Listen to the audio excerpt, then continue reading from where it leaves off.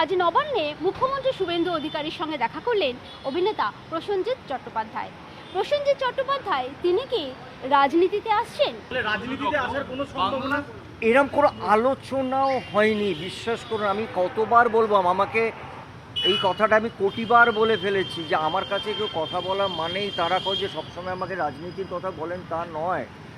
আপনারা কেন বোঝেন না যে আমি আগেও বারবার বলেছি যে আমায় যদি কোনো দিনই আমি ভাবি রাজনীতিতে আসবো, সব থেকে আগে আপনাদের ডেকে বলবো যে আমি রাজনীতিতে আসছি।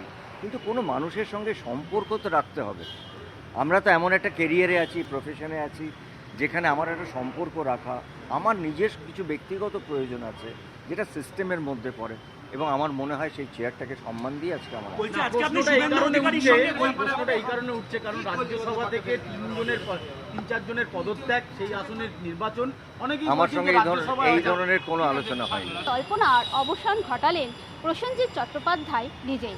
তিনি বললেন, রাজনীতির কোনো কথাই আজ আলোচনা হয়নি মুখ্যমন্ত্রীর সঙ্গে। চলচ্চিত্র জগতের উন্নয়ন এবং এবছর মহানায়ক উত্তম কুমারের জন্মদিনটি ভালো করে পালন করতে চান তারা। এ বিষয় নিয়ে আলোচনা হয়েছে মুখ্যমন্ত্রীর সঙ্গে। ক্যামেরায় সুদেবের সঙ্গে সোমা, টিভি9 বাংলা, নবান্ন।